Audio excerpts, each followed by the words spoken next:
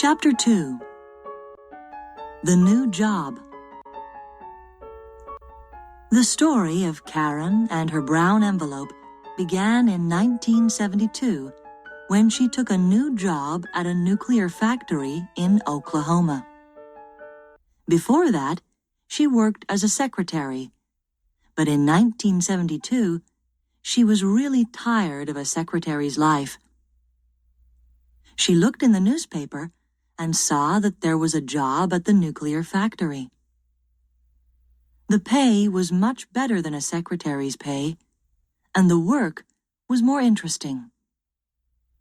She went to see Mr. Bailey, the manager of the factory, and she was surprised and happy when he gave her the job immediately.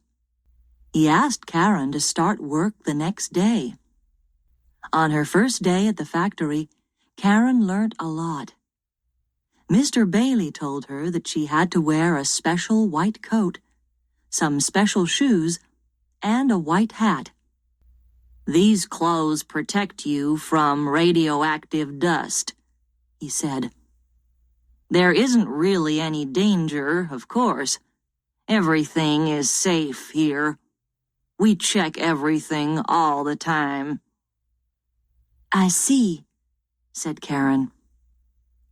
"You need an identity card to get into the factory every morning. Just give me a photograph of you, and I'll give you a card. A pretty picture of a pretty girl." He smiled. Karen didn't like that smile. "He thinks I'm stupid," she thought. "Why do men always think that pretty girls are stupid?" He was still speaking. "Now I'll call Mrs. Phillips. She'll take you round the factory and show you your laboratory. The manager there will explain the job to you. Don't worry, it's very easy." He smiled his thin smile again. The door opened and Mrs. Phillips came in. She was about 40 years old and a little fat. She looked afraid. "You wanted me, Mr. Bailey?" "Yes, Susan. This is Karen Silkwood. She's going to work with you in your laboratory. Could you take her around the factory and tell her about the work?" "Oh, I see. Of course, Mr. Bailey. Please follow me, Miss Silkwood." When the office door closed, Mrs. Phillips smiled at Karen and said, "That was lucky. Usually, if he calls me, he wants to shout at me about something. Please call me Susan. Can I call you Karen?" "Of course," said Karen. They walked down a long corridor with heavy doors on both sides. Susan opened one of the doors. "This is our laboratory." Karen saw 6 or 7 people in the room. They were all wearing white gloves, and their hands were inside a big glass box. There were holes in the side of the box, just big enough for hands.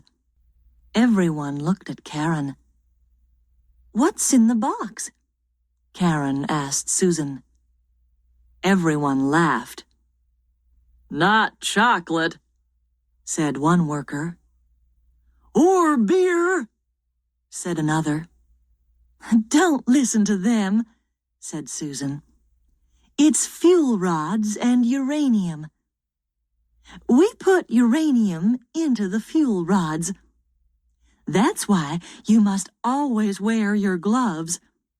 And when you leave the laboratory, always remember to take off your gloves and check your hands in front of the scanner." She showed Karen the scanner, which was near the door. "If there's any radioactive dust on your hands, the scanner knows at once. An alarm rings all over the factory." And when the alarm rings, the party begins, said one man. Party? Karen asked. You can take off all your clothes and have a swim, with lots of water. He means they wash you in a shower, said Susan. It doesn't happen very often. Karen went home happy at the end of the day. She didn't think that the work was difficult, and the money was good. Very good.